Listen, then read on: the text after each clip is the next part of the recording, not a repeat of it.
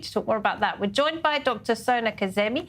She's an assistant professor at the University of Wisconsin. Thank you very much indeed for being with us, Sona. Good to have you on the programme. What can you tell us about those who have been detained in this widespread crackdown, and how are the authorities in Iran going about cracking down on what they see as any dissent? Yeah, first of all, let me clarify that usually in liberal democracies, the judiciary system is independent from the criminal justice system, meaning that judges are independent from the prosecutors and police force who usually work with the prosecutors to bring criminals to justice and put on trial with proper evidence. Under the Islamic Republic of Iran, we need to know that the criminal justice system that actually goes and arrests people, meaning the law enforcement and the judiciary, are one serving the supreme leader, who then uses these systems as a tool of oppression rather than controlling real crime. So remember that at this point, people don't have water and electricity or even bomb shelters in a country that has vowed to fight the world. So this shows that there is an absolute disregard for human life, which is in contrast for undertaking security measures to arrest the spies, right? And this is just a hoax, a way to frighten and suppress people under the false pretense of we are in control, right?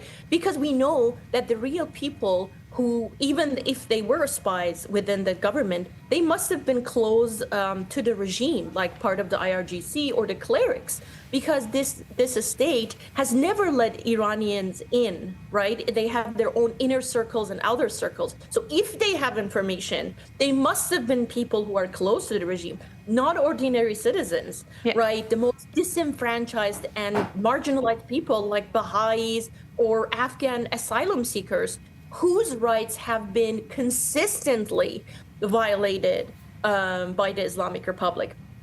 And there is one more thing that I think I need to mention is that, remember when in 1988, the war with Iraq ended and the Iranian regime brought to the table to sign the ceasefire, a war that should have been ended in 1983 after Iran has already gotten back all its territories and yet continued because thought the road to Jerusalem goes through Baghdad, right?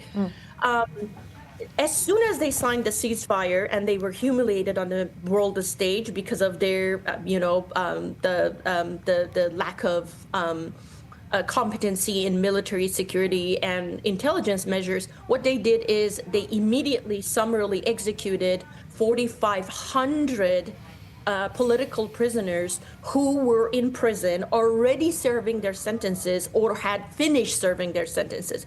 They hanged them. They denied their families the right to know where they are buried, and they were dumped in unmarked mass graves. And the families were then told that they are not supposed to hold any ceremonies for them, like any funerals to grieve their death. Or they even went ahead and charged some of the families for the price of the bullet that they may have used to kill their loved ones.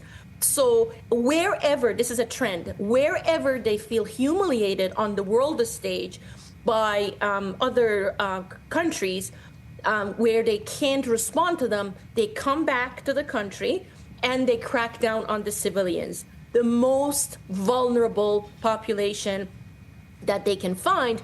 And let me tell you, if you see these 21,000 people denouncing themselves on TV in a couple of weeks, don't be surprised. That's another trend. Forced confessions, where there is, again, corruption and lack of competency in actually gathering evidence and being competent in having evidence to try people. They torture people until they say whatever the regime wants them to say, and then they put them in front of the camera and then claim that they have solved the crime, which is another sign of their lack of competency and disregard for human dignity. Makes sense. More about striking fear into the hearts of those who might otherwise think about resisting this regime.